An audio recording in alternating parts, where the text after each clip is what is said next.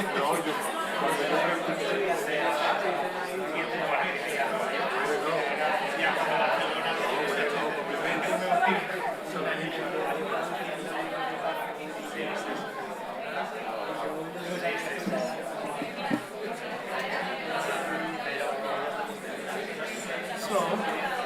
have a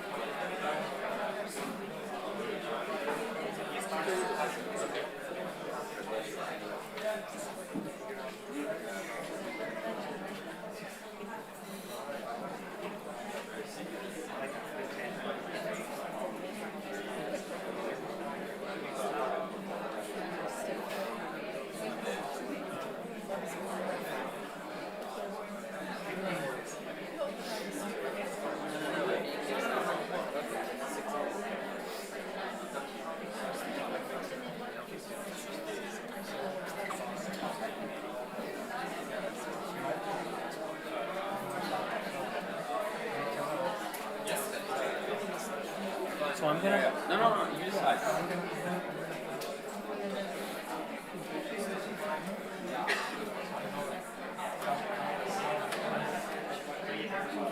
It's up to you.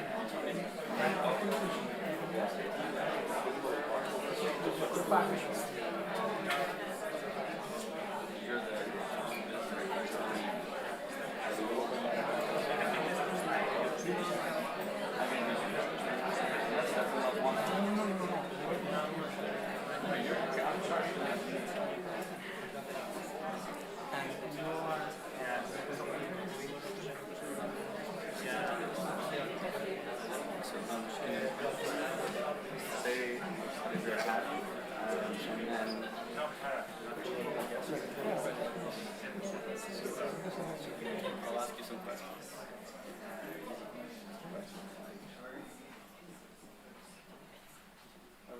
Yeah, we're almost starting. I guess it's our cue. It seems like. Are we still waiting on some people? Or should we There's.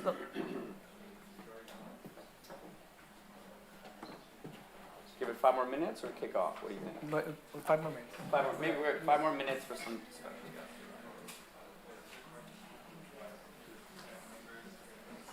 You can keep on chatting for 5 minutes, I guess.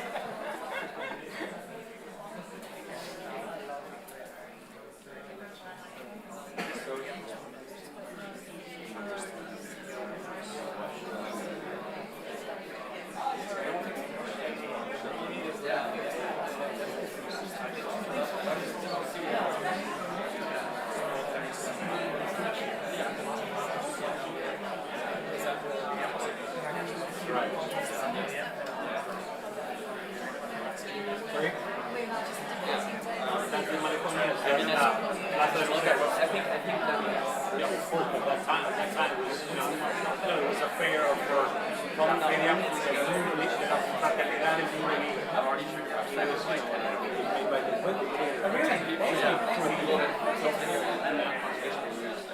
Actually, it was a modern, very modern city at that time. And it looks very clean. I mean, this is 1955, of course. 55.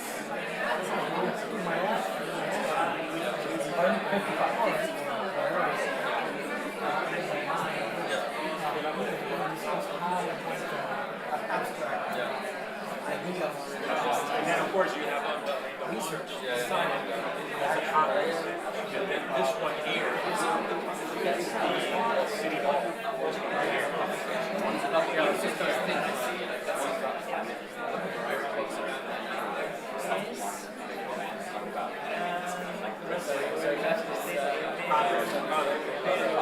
Right on the left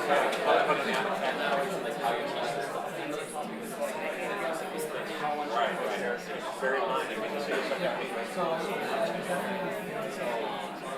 Basically, I mean,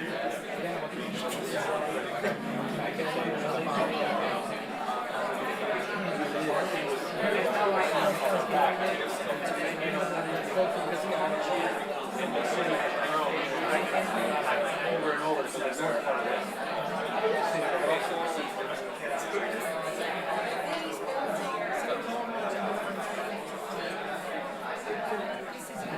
So we are.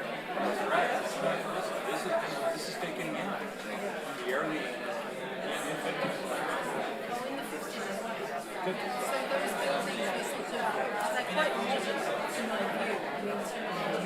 you take a look at it now, I mean,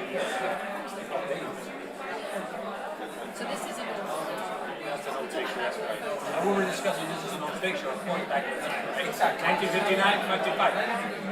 59.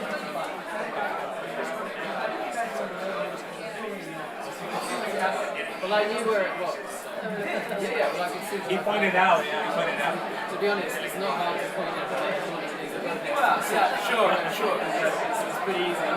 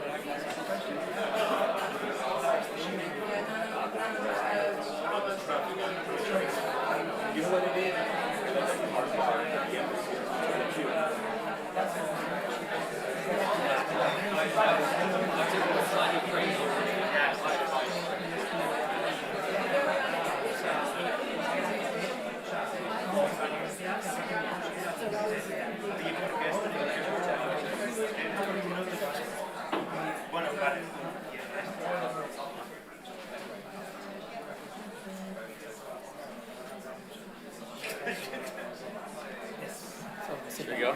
Yeah.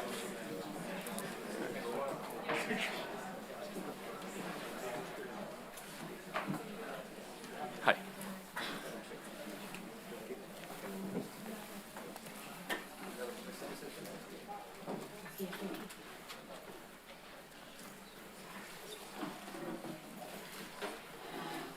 All right, welcome everybody. Wow.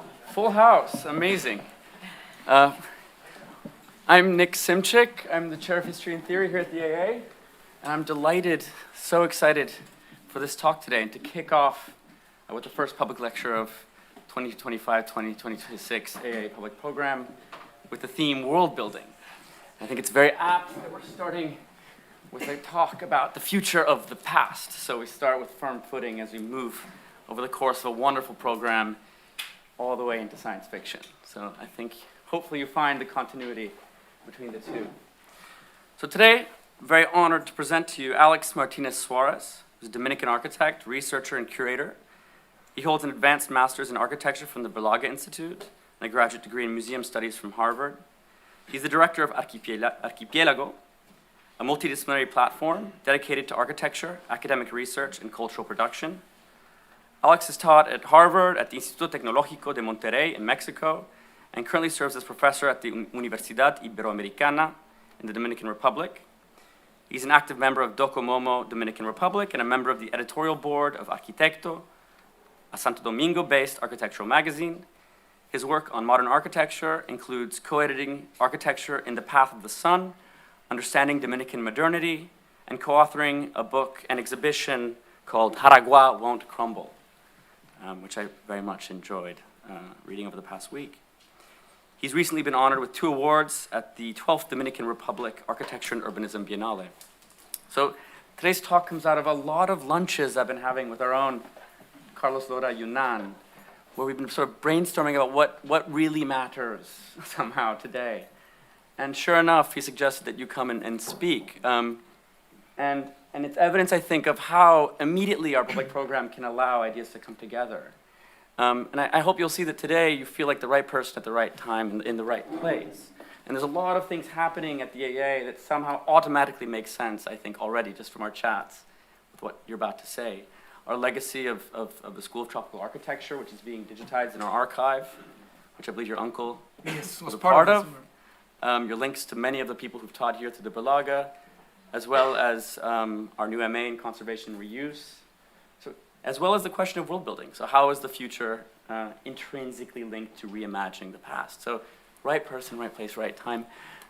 We're very honored to have you. Thank you. And look Thank forward you, to your talk. Well, the honor is mine. Good evening, everybody. Everyone, thank you for being here. I would like to express, first of all, my gratitude to the Architectural Association, School of Architecture, all the staff, Ingrid Schroeder, the director, Carlos Lora, and Nick, thank you for making this possible, and also Dominican Embassy in London, Ambassador Rosa Grullón, Hernández Grullón, Ligia Reed, and finally Centro León and Maria Amalia León for their support and generosity. Thank you all for making this encounter possible tonight. What we're gonna start by saying that this is more of a informal talk, let's say, to tour you around on some issues that I believe that are extremely important and that they've been a little bit, let's say, invisible in the world, in the global discourse on 20th century heritage. And I think this is extremely important because especially in this context in London, in the AA, we are extremely. I felt so warmth here, and they are so open to have this discussion. Where normally we don't have this, or we don't take these topics so often. So I'm really grateful, and so this is. I want to say that in the Caribbean during the 20th century, architecture was never neutral. There was always entangled with politics and climate and culture, and we're going to talk about a little bit of this this evening. So this is the Caribbean is often looked as a political archipelago, a region marked by colonial legacies, or kind of a constant presence, for example, of powers coming from abroad, of course. And for example, this is I really feel that this is an important moment to talk about this critical arena where we need to understand a little bit the atmosphere and not as a peripheral phenomenon in global discourse. And again, you have to kind of understand this political archipelago context in order to then place Caribbean modernism, who are now, many of these important buildings are threatened by demolition or ruins. And so we have to ask ourselves, as scholars and practitioners or citizens, that how important is to document and protect and rethink this legacy within the global conversations coming from such a special place in the world. And I have to say that my time living in Europe really changed my way of thinking, that I have to definitely, when I came back, I said, definitely I have to make a stand on, I need to either swim or fly to get our valuable things here, and our surroundings and things that are really important for us. They should be also being discussed in places like this. So this is definitely important for my professional and academic career, to have this little moment to discuss with you. So is there a kind of paradox in the Antilles, in the Caribbean region, that so we are so close to each other, but there's so many people involved and powers outside, historically, from this colonial past, from this, and specifically when we talk about the 20th century, we have here important presence, for example, of the U.S. In our country, specifically, or in Dominican Republic, Haiti, or Puerto Rico, and this is going to also be seen, or this important kind of lens through our architectures. Also, it's going to respond. And for example, these American ties you will then see that infrastructurally these countries really were thought and by Americans at the beginning of the 20th century. Also, they had some power to kind of organize a little bit these islands, or kind of they tried. So this is how you might look at architecture in the beginning, or at the end, or at the end of the 19th century and the beginning of the 20th century. This was kind of the atmosphere in the old cities in like Havana, and this is later on in Santo Domingo. But then in the capital of Puerto Rico, you will see that they have reminiscence of neo classical architecture or expression. So again, this is gingerbread houses, vernacular architecture in Port-au-Prince, or syncretic architecture. So it is important to understand that how did modernity arrive to this context. It was imported, of course, by a group of architects that either they studied abroad, or they were themselves were European, flying to this, not flying, but actually in a boat. They were coming back to their islands, and you can kind of map here a group of people that they were. Henry Klum in Puerto Rico, he worked with Frank Lloyd Wright. Richard Neutra was coming in this time to this area to try to get some work. He was working in Puerto Rico as well, and you have the Dominicans who studied in Europe or the United States, and they were somehow entangled there with the avant-garde. So there is no linear process like to go from eclecticism and modernism in the Caribbean. But there is an important adaptation of the climate and kind of vernacular dialogues from, and you could see in this kind of parallelism that you, of course, would be shifted in time, but there are extremely interesting examples on how the important here was adapting an international style that now we have to face all of these challenges. And now we were talking about ventilation, cross ventilations, brise-soleil, louvers, in a different kind of way because of the necessities of surviving the heat, humidity, or even the hurricanes. So these are examples that I find very interesting because you might think, where are these architects, or these two brothers from Santo Domingo? They studied in very close to the Netherlands. They were studying in Belgium. So I guess that all of these modernists, they had in their hands the MoMA catalog from the 30s, and they are just trying to kind of adapt these ideas, and they knew how to do it in their context, but they were also neoclassical architects. They knew how to do like classical architecture, and so we have to come with, again, kind of seeing how are these dialogues going from the different examples from masters or well-known architects in practicing outside or internationally.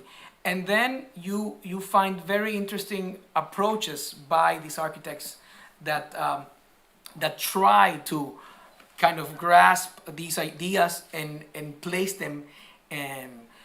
This, for example, José Antonio Caro Álvarez, Santo Domingo, is one of the best architecture done in the Caribbean, yet it's not so well known, and it's in almost perfect, well preserved, and it's still the medicine faculty in Santo Domingo. So I think that it's all of these situations are given because of a political intent. There is always a political hand behind these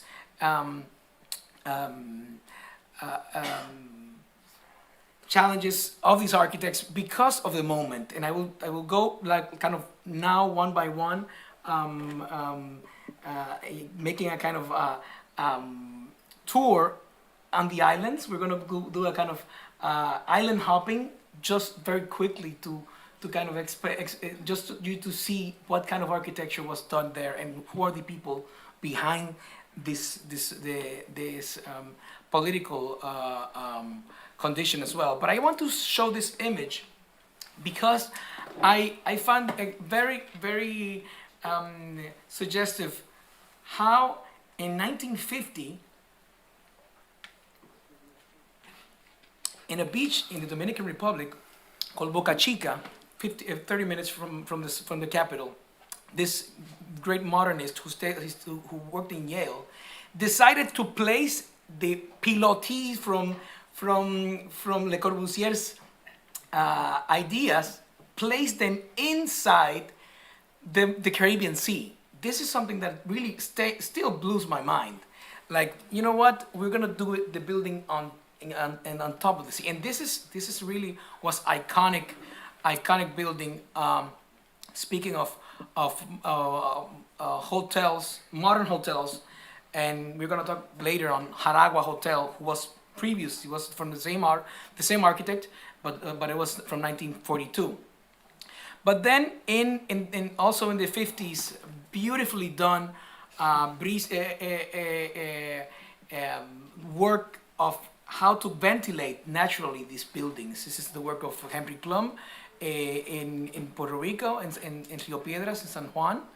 And I want just to argue again that these buildings were never neutral. They were responding to political conditions, and they are, and we're gonna see here through this little island hop, these case studies very quickly, otherwise we won't finish.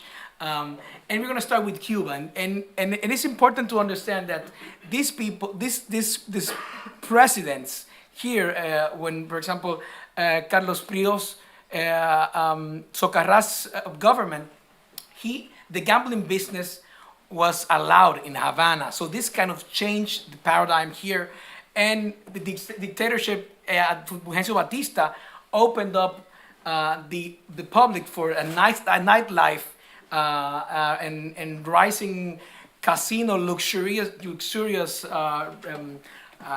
lifestyle who brought a lot of money from the United States. And but then you start to see how these vernacular kind of modern examples starts to appear in the 40s, in beautifully done by a group of architects that they were decided to change the face of their cities. And in Cuba's case, it's impressively to know that Walter Gropius actually went there in 1949, and he was the only, like main figure. Well, Jose Luis said also was working in Cuba for, but briefly came there, and you would find very interesting examples here of building very well thought, trying to adapt to the and of course the Tropicana, and things are gonna get really heavy here when these casinos, when these well, these are public buildings. I have to say that Richard Neutra finally got some work here in Cuba. He was from the 40s. He was kind of wandering around to try to get some projects here. Mies van der Rohe never came, but he thought that this would work in the Caribbean. This would have been interesting to discuss this. But then Fulgencio Batista, just before the revolution, he was really, as I said, got really intense for the casinos and making with mafia agents, and of course then in 1959, you would imagine what happened to Fidel Castro. And then he went to Santo Domingo, where he was received by Trujillo. This is in Hotel Jaragua, where he stayed. Of course, they were protecting themselves. And then the revolutions turning golf courses into national art schools, extremely interesting cases, and in a kind of failure way. Then later, the revolutions forgot about these buildings. And I'm just going to go quickly into Dominican Republic. For example, you have to understand we have also a important political figure, which is Trujillo, Rafael Trujillo, who he ruled 30 years, and he used this idea of modernity and from progress, also with the modernist architecture as a flag for some type of buildings. And we say that on 1930 we had like two kind of tsunamis coming, one or two political important situations happening here. We had the Hurricane San Zenón, who destroyed completely Santo Domingo's, and also 1 month later Trujillo came into power. So it was a perfect storm to change the legislation on the new Santo Domingo will be built with concrete. So this opened up a new opportunity for us. But then there's some strange contrast by Trujillo's megalomaniac idea of power. He wants to represent the power and the national palace, in a language that really represents power, or more fascist, whatever, and then use the idea of the modern for the infrastructure. And this is happening as well in other islands. You will see later. Then some important buildings were started to appear. In 1942, we have the crowned and most important building maybe in our context, Hotel Jaragua. That we come back, and Hotel Jaragua received a very important guest, who was Richard Neutra himself in 1945, who came here and gave a lecture, and he said, and I quote him, he says that that Hotel Jaragua and the buildings from the university campus were as good as the best in Europe. And so this is very important for this region, because this guy was touring around, making some PR, I guess, and he was already working for the government of Puerto Rico. So he stayed in this, and this is important kind of endorsement for the architecture done here. And it's, I have to say that this is still very early. These projects are very early. Like normally you would see that the climax in the Caribbean would be the end of the 50s. And talking about something around the 40s or before, it's still considered very, very, very early. So this is also in Santo Domingo, and of course the highest point might be in 1955, where Trujillo himself wanted to celebrate a world fair, and he did a whole new master plan of a city and now this is still works as an important civic center where the Senate is a very important and symbolic place in Santo Domingo. In 1961, he was killed. Otherwise, he would stay forever there.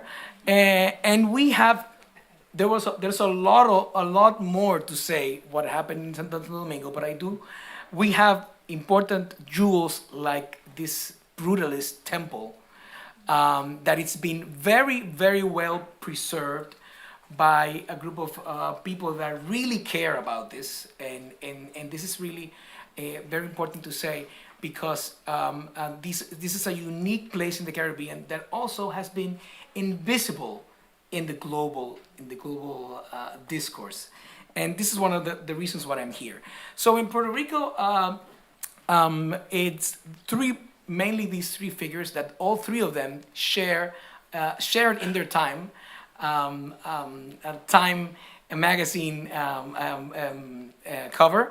I would say you can imagine that they're some kind of influencers back then. Rexford Tugwell, American governor in the 40s. Luis Muñoz Marín it was a perfect storm again, where these guys, Tugwell brought Richard Neutra to work as a consultant in a committee to design public works and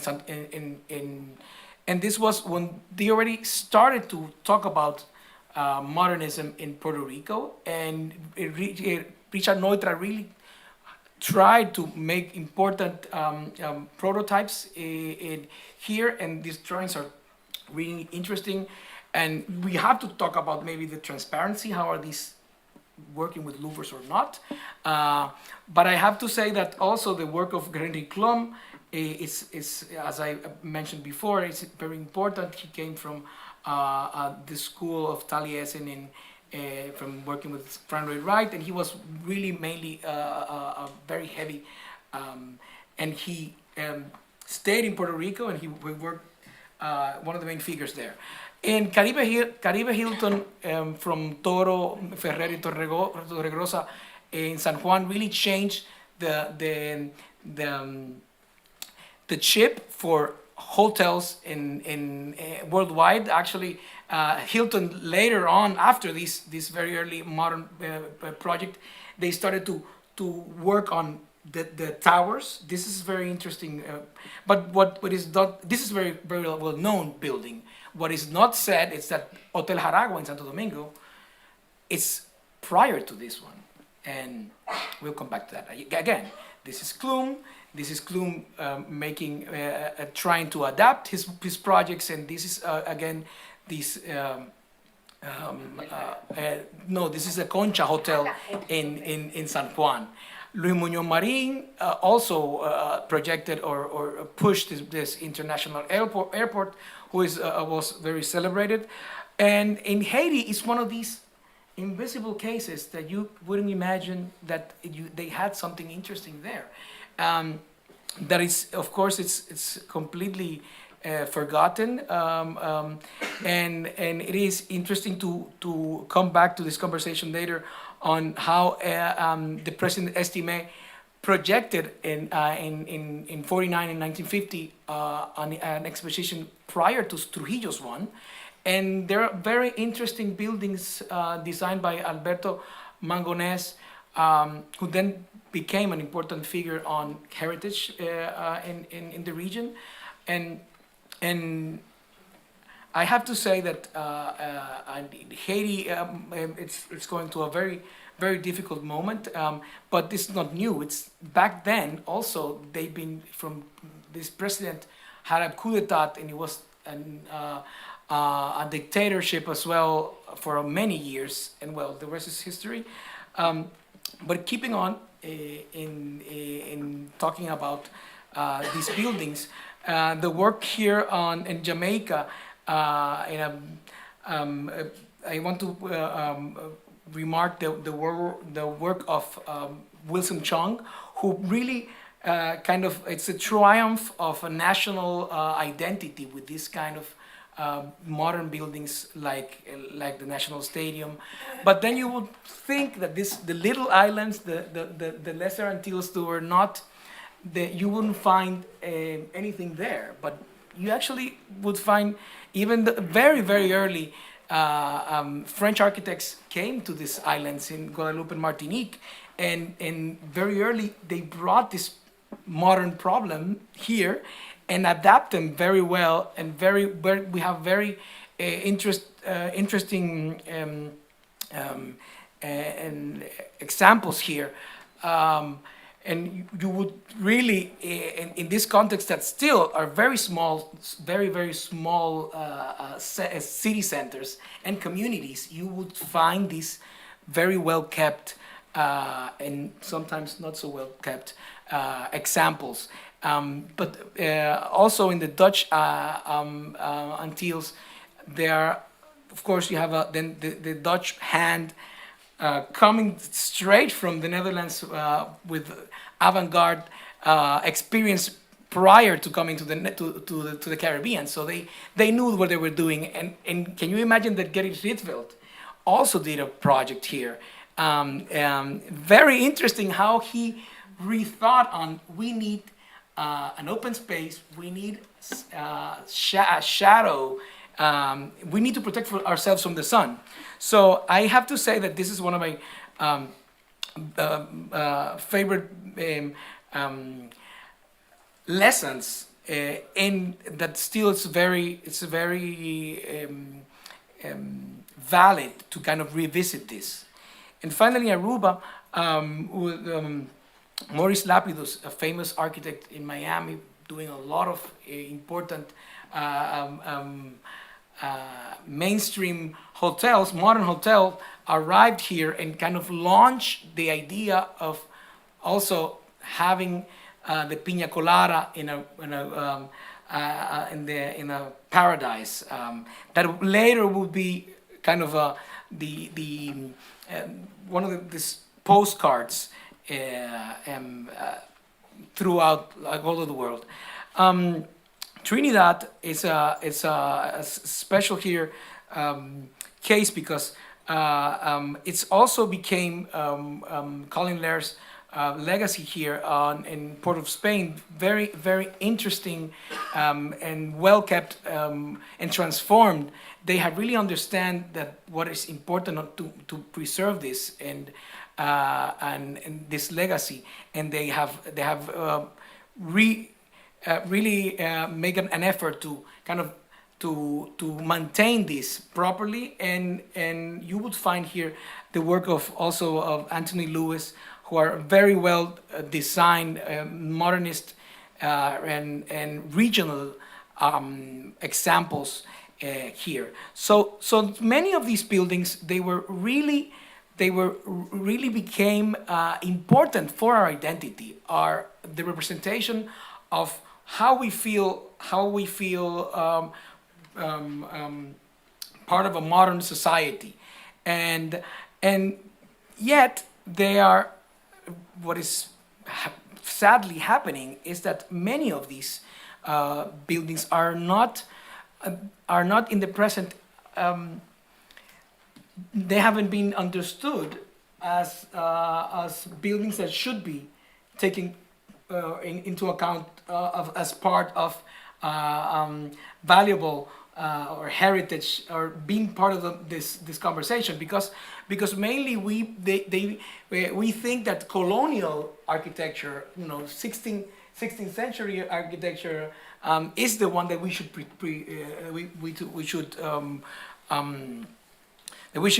preserve. So this opens up, and this is Hotel Jaragua in 1985. That was unfortunately it was demolished by the same government who built it 33 years before. But there are cases like in 1998, a group of people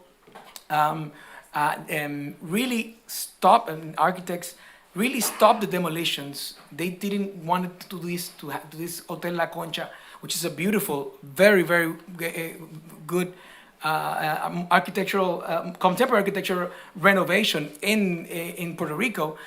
They had to fight against the system to try not to they don't tear it down. And there is we have done, I would say, we as a group of people that are trying to make these projects visible in our region. There has been very important efforts has been done, trying to do this together in this very difficult and complex island and insular situation, that you might think that it's easy to go from one island to the other in the Caribbean, but that's actually not true. It is very difficult, and you can't. So maybe you want to have a nice vacation, want to go to the Caribbean, and maybe I'll take a tour, and maybe you can do that if you get into a cruise, but it's very difficult to, we are all together in this same blue thing, which is the sea. It's bringing us together, and it's again tearing us apart, and we all have such a complicated past as well. So we have a lot of challenges, and I have to say that these spaces are important to show this, that we also matter, because whenever you, for example, there's great opportunities that you might think that the Caribbean is gonna have an important place here, and at the end, only Havana had in this show, and I've been critical to my friend Barry Bergdahl, who was one of the main curators, and I was there with him, and I used to say, like, what a pity. I emailed you last year a book we did on Dominican modernity, and again we were almost invisible here as well. And I want to, just for the last 10 minutes, I want to we're good on time. I want to share with you a little bit on what am I doing from my own practice, and how I'm trying to address this challenges we have. I've been involved since very young into Docomomo study and trying to campaign really and publish and exhibit about and reflecting about the importance of these buildings. We did this book for the 2014 Venice Biennale, and it was the first time the Dominican Republic got this invitation and put us there in the map, and we were actually presenting this there. And I have been part of many projects on bringing these topics to the table from a curatorial practice, but also with my students, making them understand that it is important to also to leave a mark and really these documentation projects that are now available online, and they are very well received by especially students abroad, that they want to search something about this architecture that doesn't exist in many books, and it's very hard to find in the internet though. And we have done exercises like redrawing modern buildings that they don't even exist anymore, and we have made publications, and we have made important, I would say, brainwashing activities on that I plan to kind of get the chip on them to really understand that this could be a very interesting way to how can you leave society with something that is worth talking about. I don't know what happened here. But again, this is something that the collection that I did last year the Biennale. It's a collection of all these, some of these projects done. But I finally want to talk 5 minutes about this project, which is going to be the assignment for all of you to later on. You have homework. With this project, I want just to show you the trailer.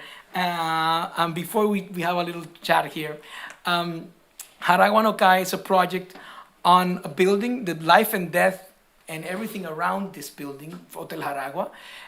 But just to let you know, it's like this is in Puerto Rico, and in the beginning of the 20th century, and this is in Cuba. This is the national hotels, let's say, the image of the hotel at the beginning of the 20th century. In Santo Domingo, we were still inside a walled city for 400 years. So we didn't know, we haven't met the Caribbean Sea, which we were there. And this young architect graduating from Yale, Guillermo Gonzalez, came and had the opportunity to work for the regime, and also start to make a series of projects, and came up with this beautiful example of the Jaragua Hotel, a very simple, it didn't have air conditioning whatsoever, but it was very well thought building.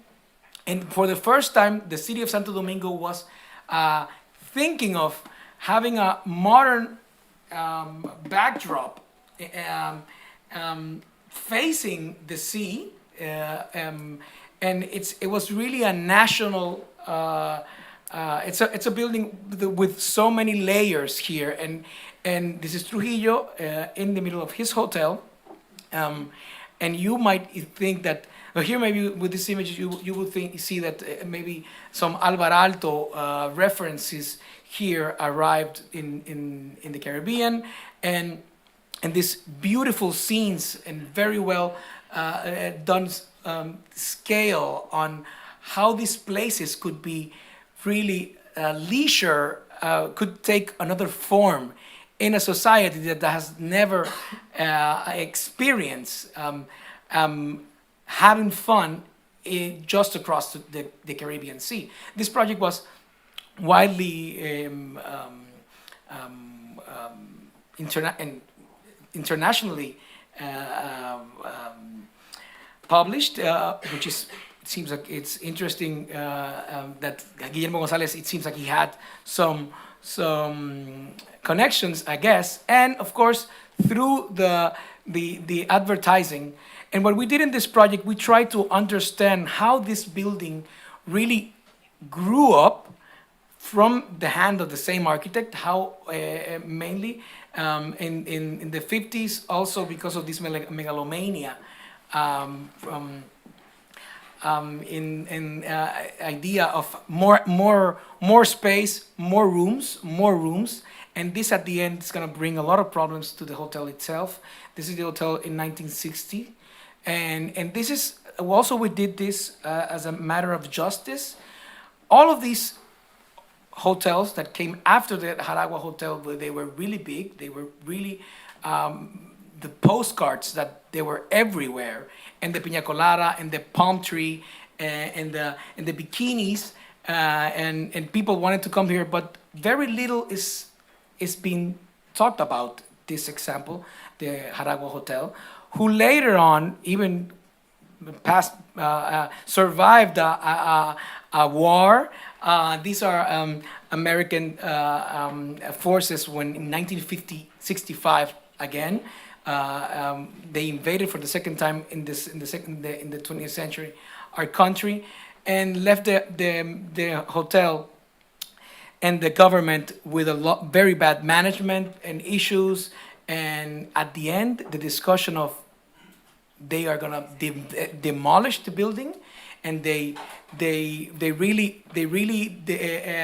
was a big discussion that it ended up, unfortunately, by the same government, tore down. It was a big show on really very, very difficult moment of society. Really, a lot of people were empowered by, we should save this building. It's a place of memory in our an identity. It's a very complex story, and there's a lot of gossip, and there are villains. There are a lot of people, characters in this story. I have to say that this ended up as a book, and a book thought not only for architects. This book, actually, I have to say, it's here in this library. Also, Ingrid has one in her own house, in her own hands. Rab Messina, who is my colleague, and coming from another perspective, she saw all this work with the research. She said this is a story that has to be told in a different way, not as such academic way. This is touching on a lot of people from all of the society. So how about we do it with a different narrative? So you will see it's a story. Somebody's telling you a story on this icon, and the homework is you have to go into this incredible archive we did, and we expanded the book in a never-ending scrolling down, and you will hear live music from the hotel. You will get to know like everything a lot of things that happened in this story, and this is the homework here. You can download the book. You can download the book here, and this is the QR. I hope it works. I have to say that I'm on time, I think. Yes, thank you. And I don't know how to thank you. Well, no, thank you. Thank you. Sir.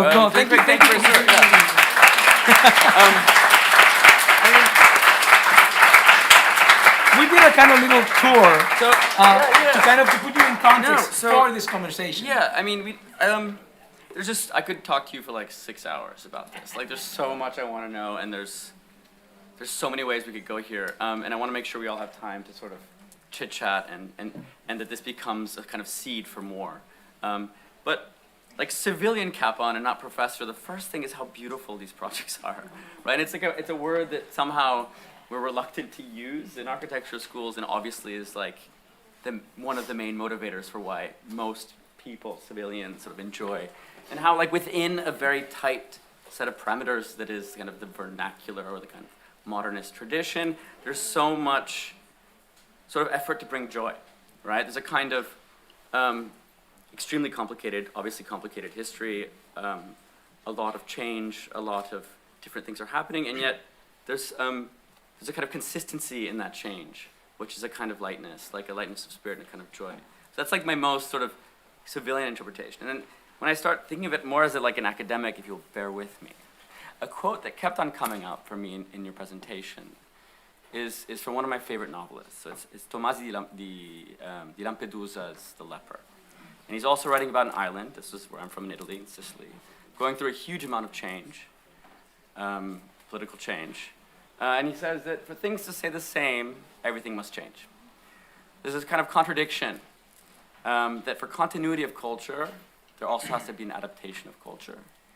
And looking at your work, and in particular, and I will highly recommend the website for the Jaragua. So rather than the PDF, that goes to the PDF or the website? You're trying to sell it, yes. The website is this incredible... It's a free book, you just have to download it, that's it. I mean, no, because I know there's also a lot of students from conservation reuse here. The website is an incredible way of telling a story of a building. And it gives this kind of 80-year history of this hotel through all the incredible cultural influence it's had. So like some of the most well-known Caribbean classics, merengue and boleros are coming out of this hotel. Some are named after this hotel, right? La Luna sobre Jaragua, right? Alberti. Luna sobre Jaragua. Jaragua, exactly. Alberti. It's like, imagine having a song written about your building as an architect. It's like the And then greatest the possible songs compliment. the song became, also like a national bolero. Yeah. So I mean, they become these kind of supercharged cultural transmitters that are able to navigate huge political change and still remain relevant and adapt and find new roles, always through experiences of joy somehow. Musicality is a central part of it. And this website, should we call it a website? It's like a digital museum of all the mediatic and cultural life that is attaching itself to these buildings. And that somehow is maintained alive through huge political change. These buildings show you, I think, this kind of, for things to stay the same, everything must change. In the way that music evolves, but we all know that that's somehow Dominican music, somehow. And so there's like a million questions, and I want everyone to be able to talk and ask questions. But three things, if I have to ask you, the main sort of things are, it feels like this huge, incredible history is like, it's just shocking that this is like omitted from what we teach and know. It's shocking, right? Especially in London, which is, in some ways, one could imagine it as a Caribbean city, right? There's so much Caribbean life in this city. There's so much connection to the Caribbean. it is. So, why do you think that is? That's my first question. This is very hard because we say like, how come? It's I guess it's more interesting to talk about the sexiness of this place for tourism rather than what maybe interesting content, innerland or so we pass by the idea of this hedonistic place where we all want to be there, with a drink. So I guess it's there are many other modern architects and projects that seems like to be more interesting for scholars that they're looking at other places globally. And this is happening in the Caribbean, in all islands, I would say, and we are trying to. But maybe for example, I have to say that Cuba is very well documented. There's a lot of people that has worked and really wants to work with Cuba. Cuba has a lot also, referring to the islands. So maybe you have Cuba, and you will find more books on Cuba, but still. There's so much to do. There's so many bridges to build in so many places, and it's not that we are so far from and also Britain has their own agendas there in the Caribbean, but then you don't know what's going on there besides if there's an earthquake or a climate situation or hurricane, a hurricane or but so this is something that you have to reflect on. So we're starting today, at least. Maybe, I mean, this is a great opportunity. Did the Caribbean modernists see themselves as a movement? Did they see themselves as part of a bigger project? Did the Dominican modernists see themselves? I'm not sure. It was not ideological. It was not. They were trying to do. They knew, first of all, these people knew how to do architecture, and you would go to them. And they were doing private commissions. So they were also doing neoclassical or neo Spanish, which was very in fashion for the high society to ask for a beautiful house in this style, and they could do that. They could really pull off. Beautiful projects and different styles. So they had a very versatile response in their practice. So again, but they knew how to do it, and this is incredible because any of these guys were educated as a modern. There was like which modern school besides the Bauhaus that is not the case. and they were just as the assimilation of these. They came through publications and maybe I saw something in the avant-garde magazine. I don't know. But of course they were in the momentum and they were open to kind of explore and try to do it in their own way in a very different context where this was thought maybe. Yeah, and some buildings really stood out for me personally, and I have to wonder, and something that the Jaragua Hotel website does is it shows a bit of the evolution of the use, a bit of the decay, a bit of the language around how you end up destroying something even if it's so important to people, how that happens and why. But the ones that are standing, is the Gonzalez Pelotti it's standing, but it's been a lot. It's not like that anymore. It's again. These buildings. If they have been also hugely intervened and changed completely. Other are in completely decay or other. So we're still struggling to understand that they are important. They could be considered as heritage. We are in this discussion. In Europe, this discussion passed a long time ago. Of course, you guys have challenges here, but this challenge that society needs to understand that these buildings might be interesting, and they do have the opportunity to have a second life. Can you walk us through what's going on in some of these buildings today? Right, my personal favorite is the Copello building. The Copello building. The Copello building from just the ones you've shown me. Well, the research I've Copello, done. for example. I love it. But then also the what hotel. happened to this Copello building is that what's going on in there? How is everyday life using it, appreciating it? Unfortunately, like 2 years ago, such an important building from 1938, the owner decided to bring down the glass blocks, bespoke from 1930s. And authorities didn't realize what's going to happen. And when they were all out, they decided, oh, we have to stop this. So now it's completely like the staircase, this beautiful stairway. It's unprotected because things like this happen. Like the owner or the developer, there comes a developer and they says, you know what? Let's just turn this. So it's insane, and we have a lot of challenges. Also, because we don't have a powerful tool like legislation, like heritage law to protect these buildings.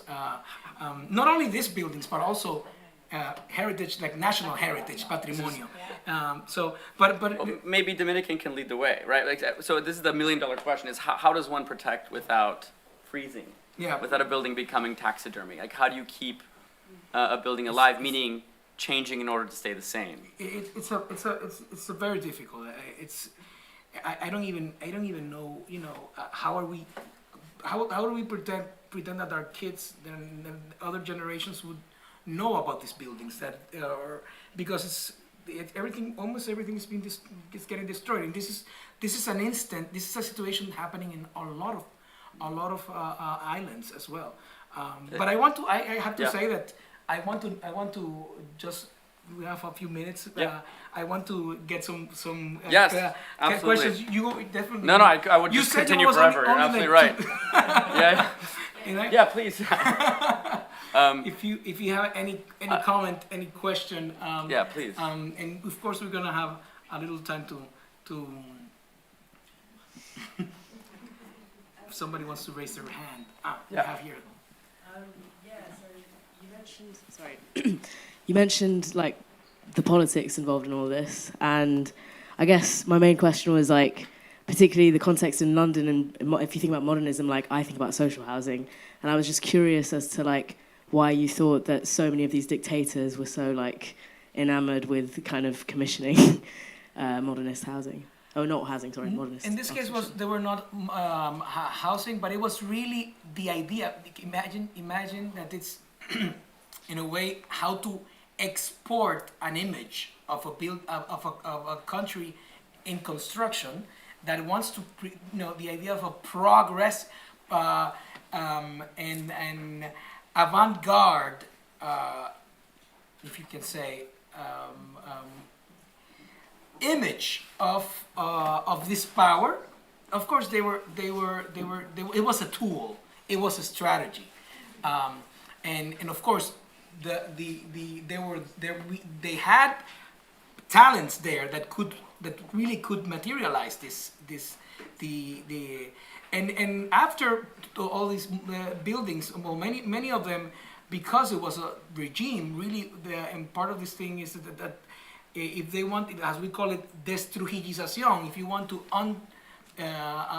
undo this because of this image of representation of Trujillo's power. Come on, this is we've been using these buildings, and we're still using these buildings. We're not talking about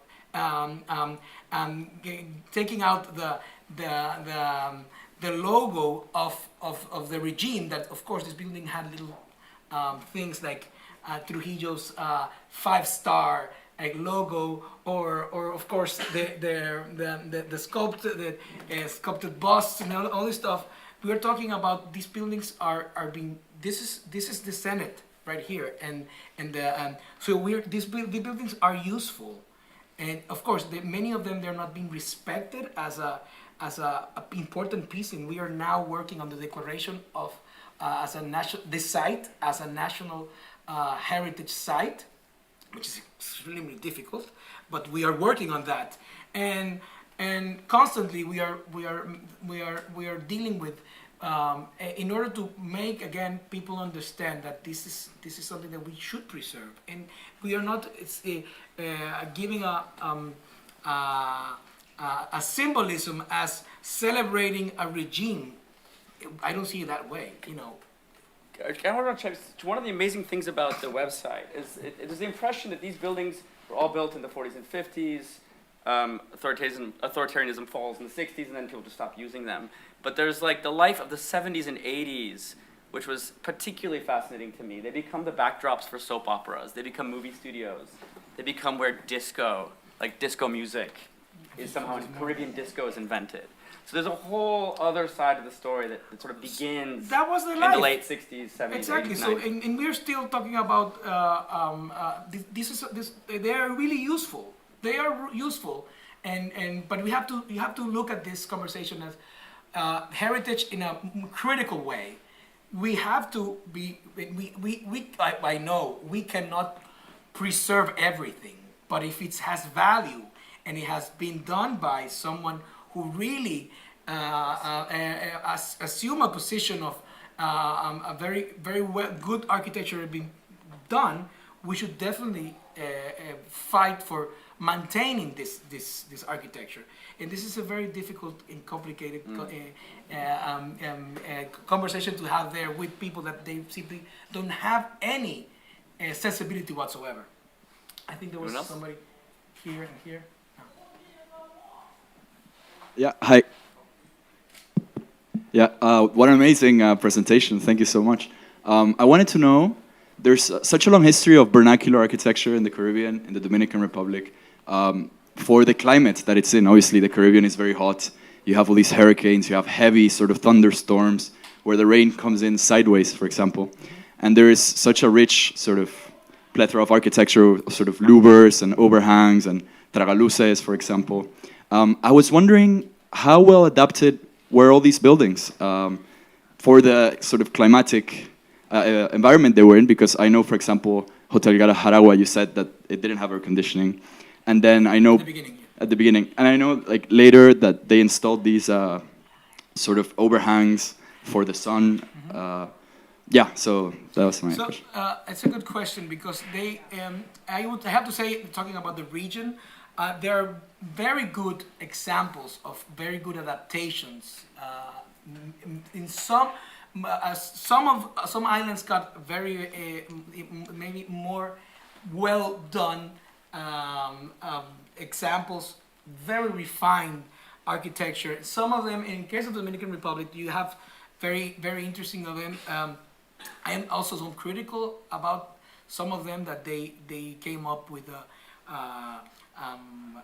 innovative glass facade that, of course, came a hurricane and really tear it apart. But I think that we still have a lot of lessons to come back and to try to see our own vernacular architecture and trying to do this exercise of vernacular architecture, modern architecture, what can we learn from it, and how these guys solve it, and how can we do it now, and how can we do it, and because we still have these challenges.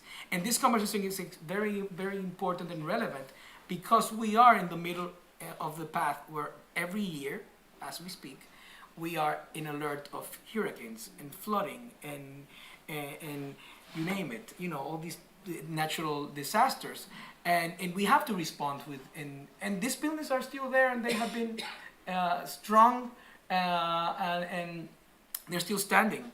Of course, we need to care and know how to intervene them, how to make them useful and in this century, let's say.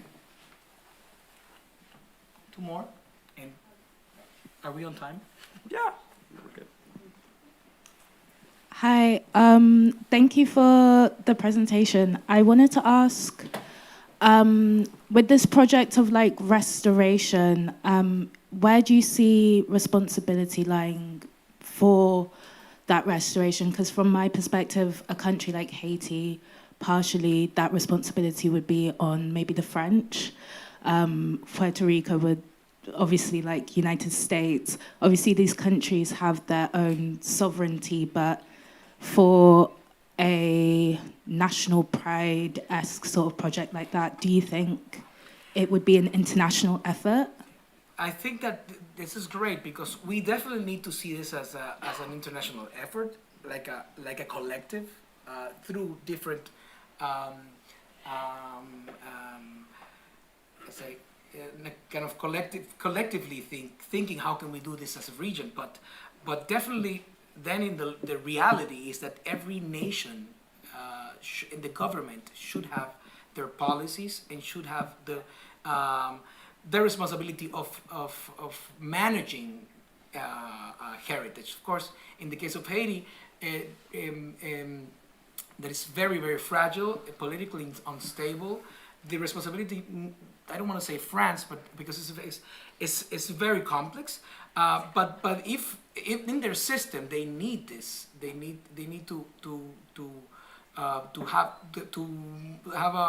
an organ that can rule and rebuild the whole society and country first, in their case. But in our other cases, where we have, I mean, we also, it's about a national policy as well, and I think that's, we've been doing also trying to work hand in hand with authorities.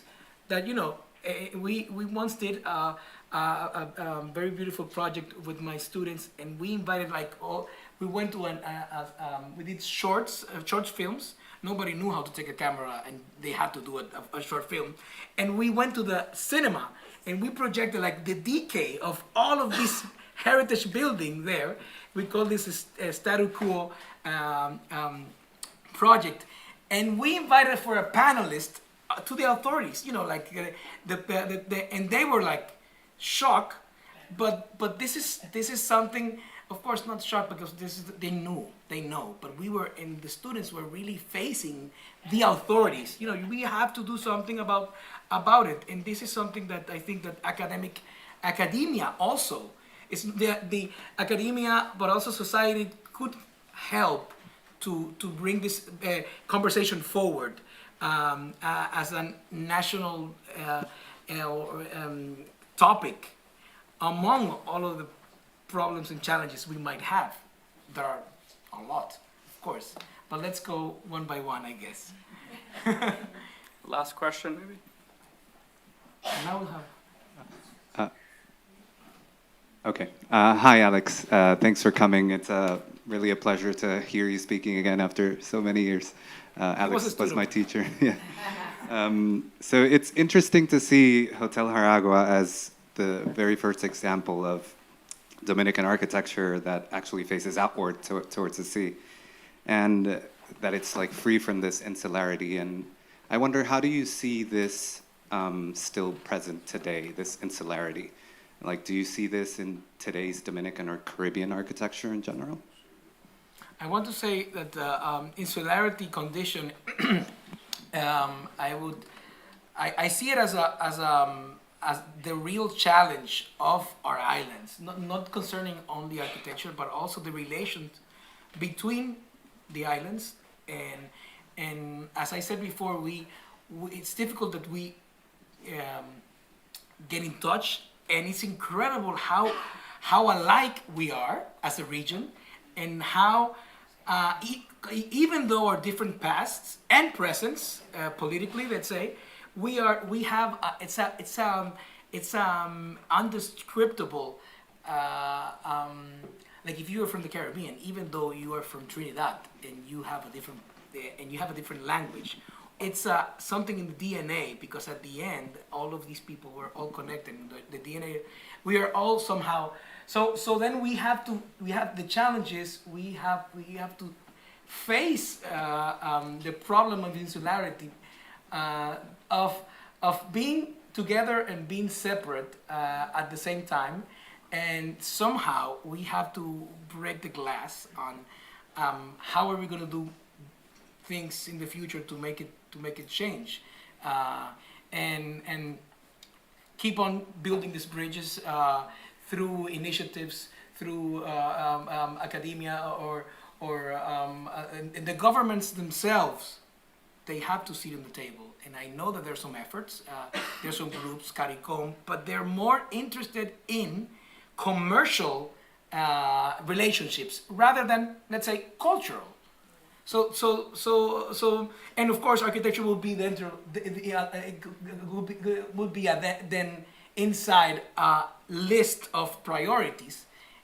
First, we're going to talk about business between the Caribbean. Later on, we'll talk about culture, maybe. But this challenge is real. It's important that we keep on talking about this and doing something. Brilliant. So, I think on that note, I think you've thrown some seeds out in the audience, which will blossom soon. And I think we should break up for a kind of informal chat. But just before we do that, I think some thanks are in order. Firstly, to the Dominican Embassy in the UK for their support, especially to Her Excellency Ambassador Rosa Hernandez de Grullon. Thanks in particular to Ligia Reed Bonetti, who is the Cultural Affairs Attaché, for literally attaching us all together and for helping us have some wonderful rum that you can enjoy after to help facilitate the growing, and the ambassador. Dominican rum. To facilitate the seeds growing, I suppose. And then definitely with very much thanks indeed to Maria Amalia Leon, director of the Centro Leon, which is sponsoring this event and is the only reason this could happen, I suppose. So sincere thanks. And also to Carlos Lora Yunan, who is our resident Caribbean at the A through DRL, History and Critical Thinking, who is bringing the Caribbean back to the AA, and we're very delighted to have that. So we really look forward to continuing this project here, through our archives, through our School of Tropical Architecture, our historical links to the visiting school, to conservation and reuse, and we can't wait to be partners on this journey. But before we end, a quick word from our director. I wanted to just add my thanks also to you, Nick, our chair of History and Theory. It's such a pleasure to bring the Dominican Republic and the Caribbean to the AA. It's the beginning of something really important. And I'm so glad also, Carlos, for making this possible and to bring the connection together. It's a subject so close to my heart, as you know. We could talk about this all night, but I think it's a wonderful start. Thank you, Nick. Thank you, Alex. Thank all of you, and particularly Carlos. Thank you so much. I think rum is now on the table. Yes. Thank you all. Thank you. Thanks, Alex.